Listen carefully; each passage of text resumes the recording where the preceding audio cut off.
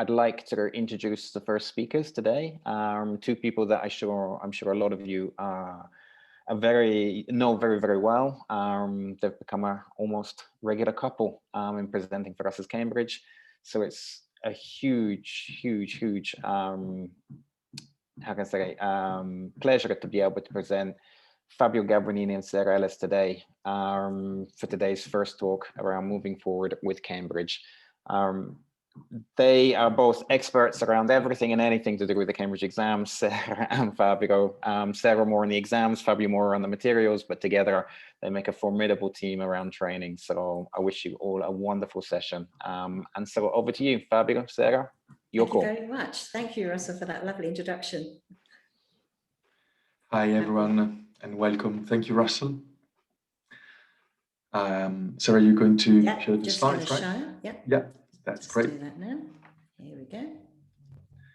So as Sarah starts to share, just a couple of words, so introductory words to today's talk. You may be used to see me and Sarah delivering training methodology and how to prepare. And today it's going to be a slightly shorter session than usual. We only have half an hour to spend together with you. And the aim of the session is rather informative this time. So Sarah and I, we will be basically today sharing resources with you and sharing ways that Cambridge has to help you and support you in this still difficult period. And so I think, yeah, we can get started. Sarah, I see you have now managed to share the slides. Leading on from what you've just said, Fabio, of course, we know that this has been an incredibly challenging year, that teachers have been pushed outside their comfort zone.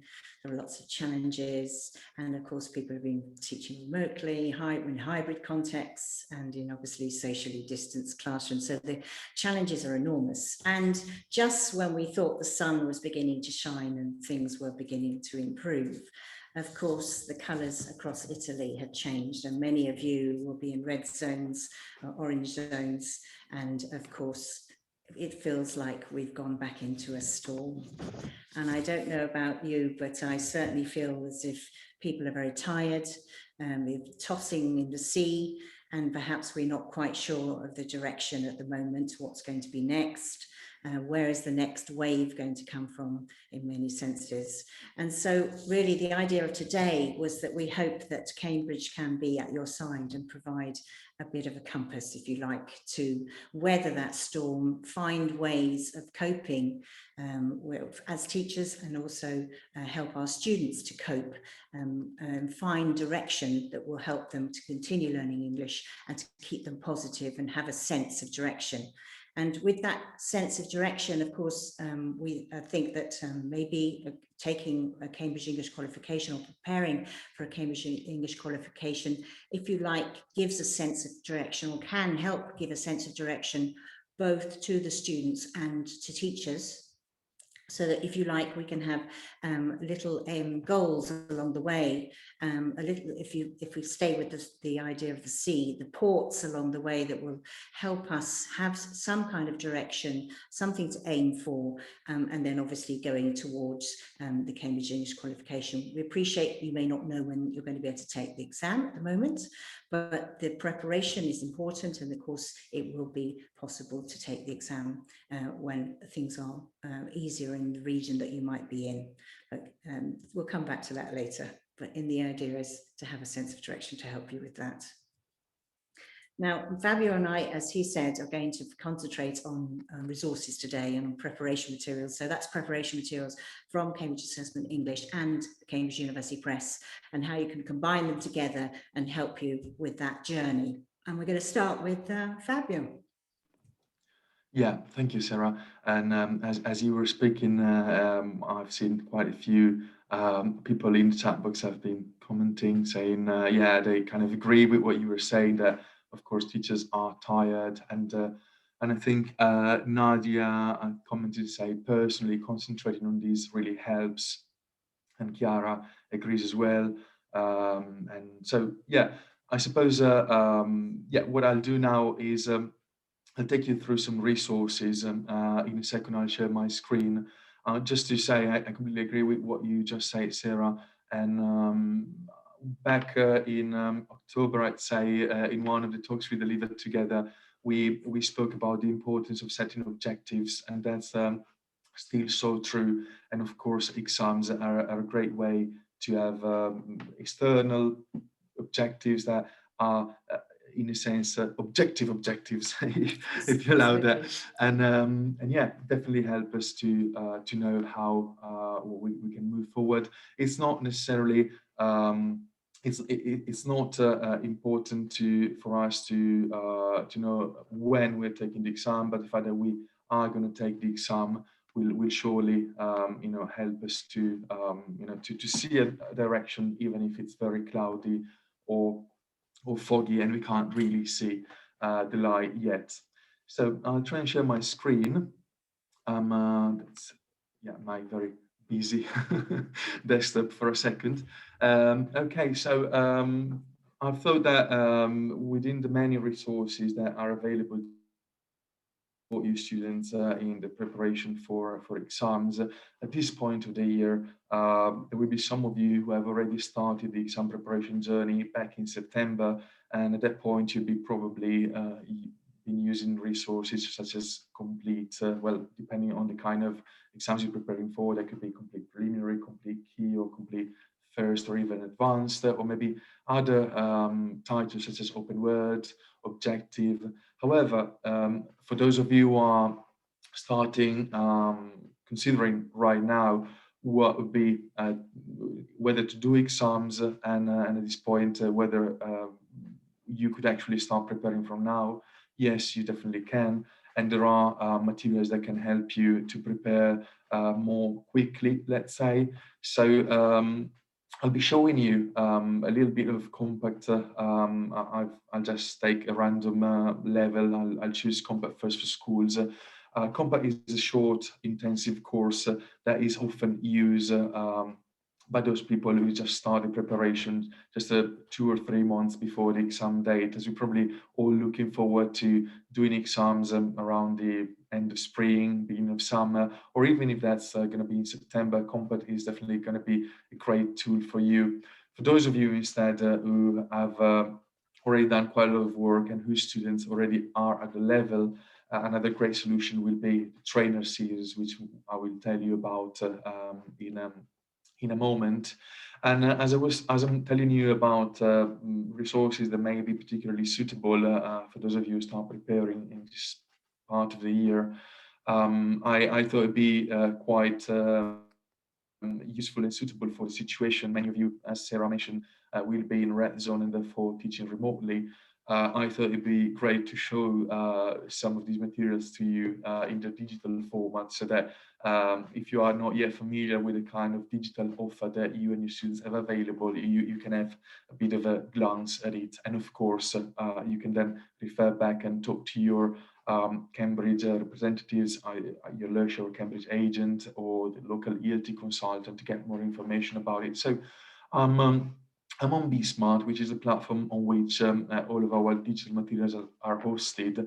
And what I'd like to do is to show you a little bit of how a digital Cambridge ebook looks like and what kind of functions you have available to you. So I'll just choose Compact First for Schools from my library.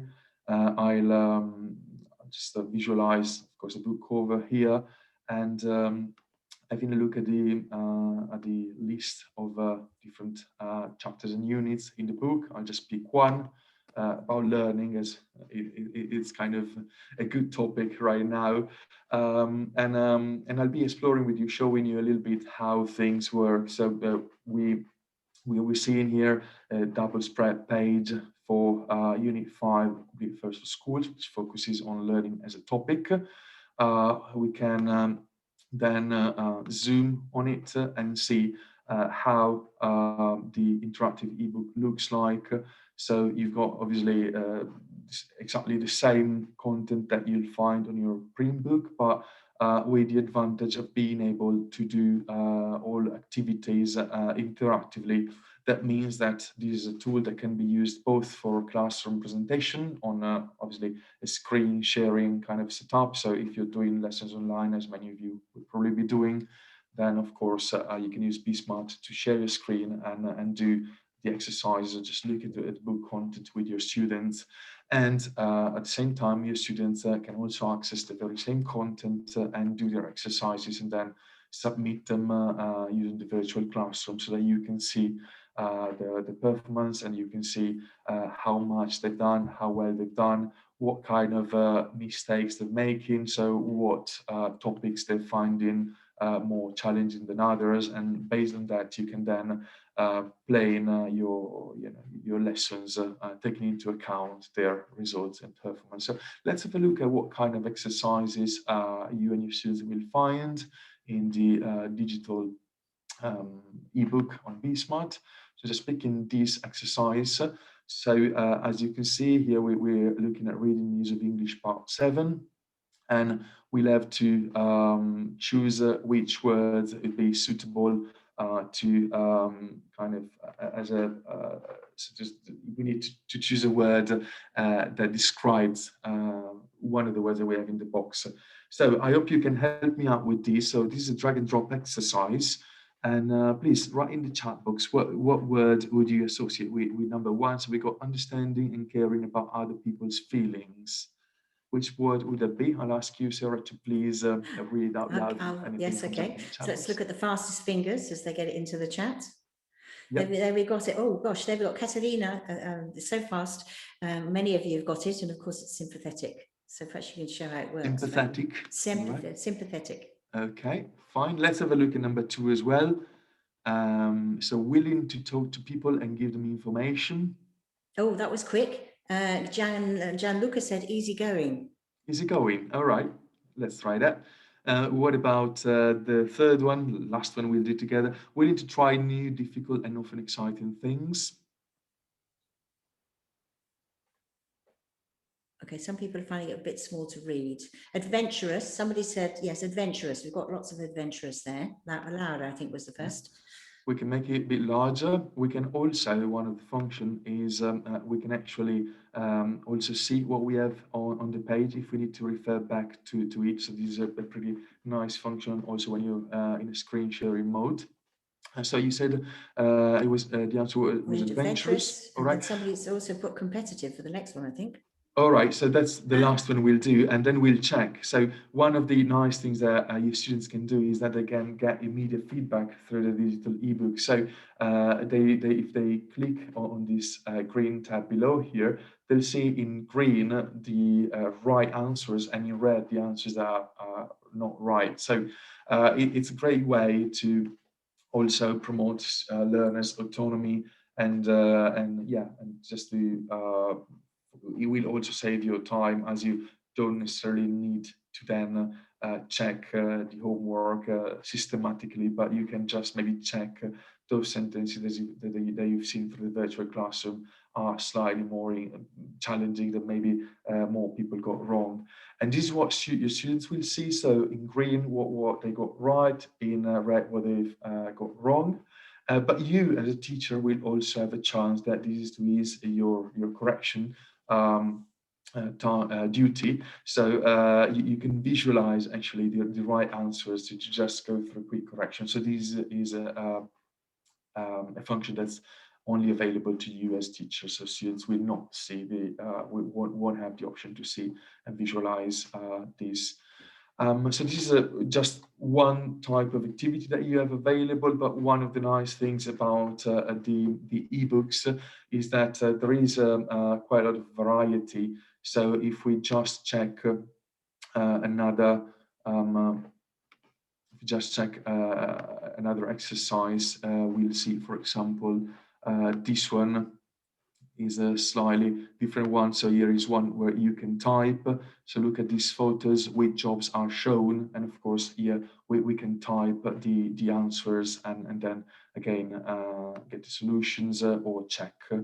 And let's have a look at just one more exercise type.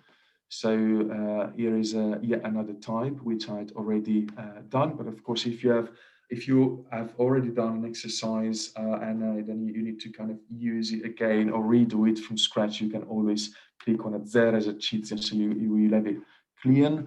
and you'll be able to start from scratch. And here it's about reading. So again, it will be particularly useful for you to use this function where you can actually view the text. It's a bit small, so of course you'll be able, using the zooming functions, to enlarge it. And therefore students will be able to have the exercise on one side and the text for them to read on the other side. So all in one place, all pretty user-friendly. Of course, there will be exercises that also come with listening activities and exercises of all kind, really.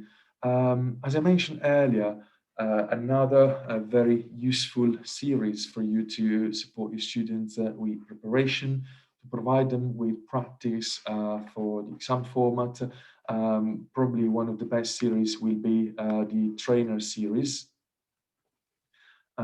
So just typing now the, sorry, just a sec, I need to make this slightly smaller. Okay, so trainers, right? So we've got trainers available for all levels, and not all of you may know that trainers as well are have now for a while been made available after COVID started. They will also be made available on Bismarck, so they're also available digitally, and so you got all levels. Again, if you want to stay looking at the same level, we can check. We got both with answers and without answers versions.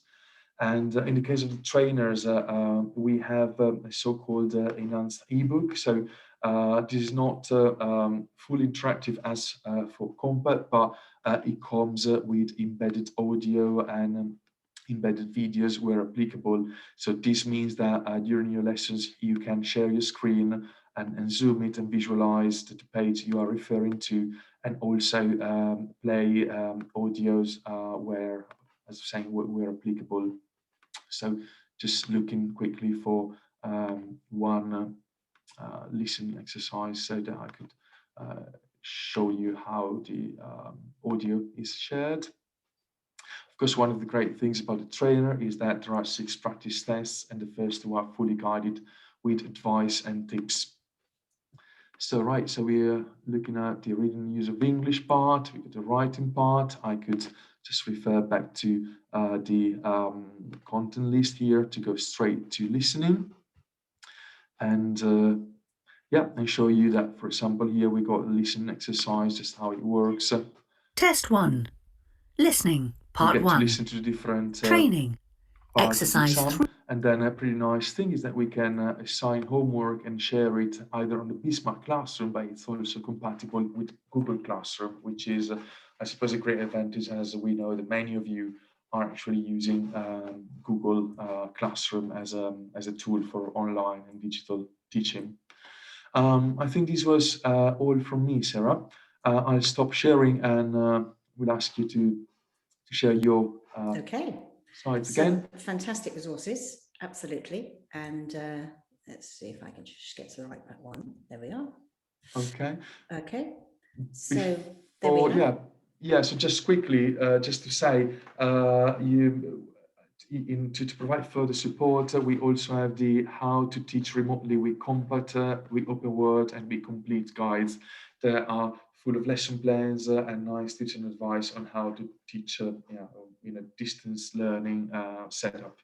Right, back to you again, Sarah. Okay, no, those are great, because of course that's having ideas for online at the moment is really important. Now, staying with what you were saying about the trainers and perhaps thinking about practice tests, I just want to talk about 2 resources. One is the Converting the Practice Test Score PDFs that you can download, and the other one I will mention briefly is also using the speaking test videos to supplement the coursebook material that you are using, that Fabio's already mentioned.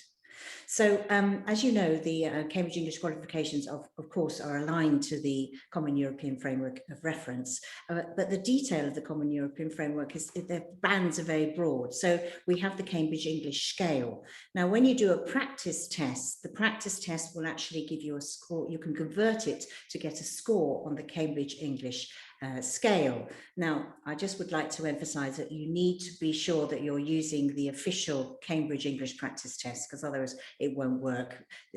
As you know, the material that's produced by Cambridge University Press and the Cambridge Assessment English exams are looked at by the same people to make sure that they align.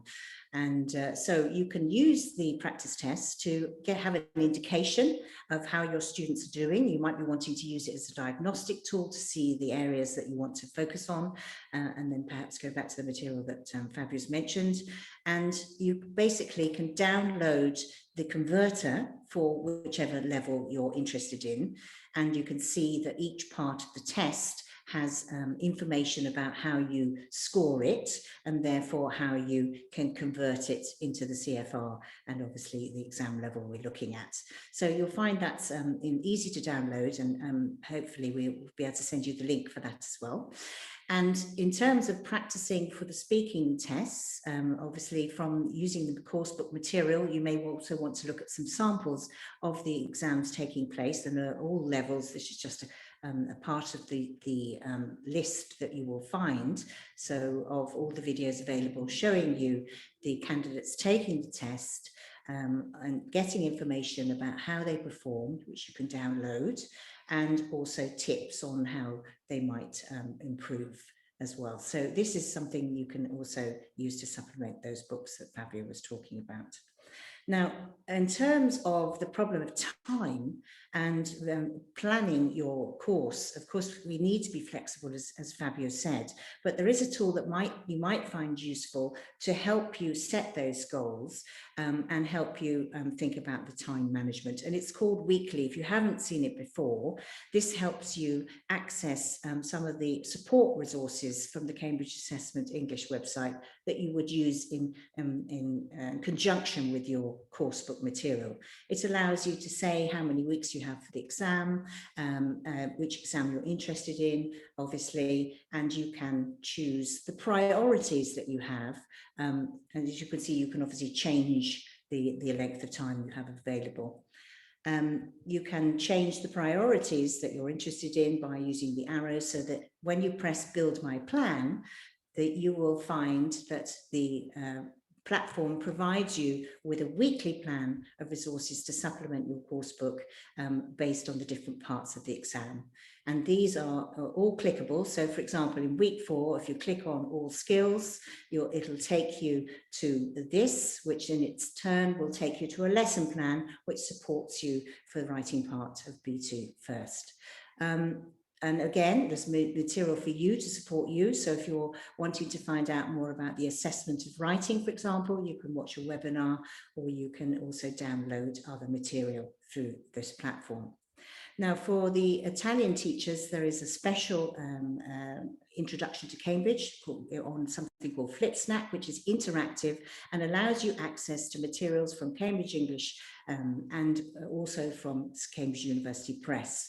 So when you go into that interactive PDF, you'll find you can obviously download a variety of material. You can access the Cambridge University Press catalogue, you can see there. You can download also Teacher Support Pack, which allows you to access, again, relevant support materials to support with your course book about different aspects of the tests. And again, those are all free to download. Just as yesterday there was a session on inclusion, we wanted to mention the new guides for dyslexia, which are now available for primary and also for A2 to B2 for schools, with ideas, tips, and lesson plans, again, to help you with inclusion and exam preparation, again, to guide you and supplement the materials that you have in your course book. Now, just to mention that I'm not going to talk about all the site where resources on the website, but Miranda Hamilton will be doing a session later, and she will be showing you in lots of detail many of the resources that are available there. So we invite you to join that session. Now, we did talk about taking the exam, and I think it's important to show you signposts that this page here will allow you to find an exam centre near you. So you can choose the region you're in, and then you click down and you'll see various exam centres. And the exam centres are now, there's now a new logo, or a symbol, let's say, against those exam centres which are now offering online preparation courses. So for any of you who need some support with that, you may decide to contact the exam centre. And this is just an example. So you go into the website, you'll see the name of the exam centre, and where you see that symbol, you know that they are also offering online courses. Now, I'm going to pass back to Fabio as time is running out. Yes, Sarah, and I've been busy replying to as many questions as I could in the Q&A box, were just plenty of questions and all very useful. And I think we do not really have time for a Q&A session. It was a very short one, but please, I would encourage you to check our websites, cambridgeenglish.org and cambridge.org, respectively, for exams information and for preparation material information. Get in touch with your local Cambridge representatives and ask them the questions, because it's unfortunately, it says we can just take a couple of questions, says Gabrielle in the chat box. Very exciting. So just commenting this slide live, some of the questions were about can you provide links for some of the resources Sarah was talking about? For sure. We will also follow up on each and every session, including this one.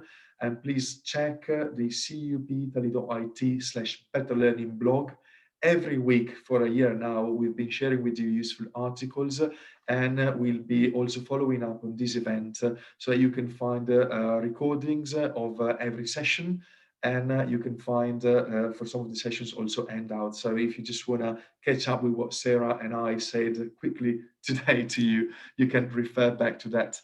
And yes, Sarah, let's I can move to our next slide. Yes, we want to leave you with this image, because we hope that there will be calmer waters ahead, that we can see light on the horizon, and that hopefully that exam journey will help you have a safer and quieter journey. And thank you for listening to us today. Absolutely. And, thank you. Thank you very much. And I think we can try and take maybe one question. Gabriele, please let us know when we should say bye to everyone, and we will do that immediately. I've got a question that says from Chiara, sometimes I have the impression that the samples are slightly easier than what the exam really looks like. Is it just my idea? Well, it may be that in some preparation material, you may see, Chiara, that there may be some slightly easier tasks just because some of the materials are graded, so they're not meant to really be used at the level where students already are ready for the exam. So it's a scaffolding kind of thing, but in the official practice tests and official trainers, those are the materials that have been prepared by the very same people who actually write the exam. So you can be confident that if you use a trainer or a practice test for your preparation that published by Cambridge, that will be exactly what you find in an exam. Absolutely. I just echo that and say, yes, it's really important to use those materials. The research that goes behind them is really to give you that extra assurance that you're getting ready for the right level. All right. I think we really need to leave you now, but thank you very much for joining us. And again, reach out to us if you need more information, and just visit our website to find your local contacts. Thank you very much, everyone. Yes, thank you very much, and we hope you enjoy the rest of the day. Bye-bye. Bye.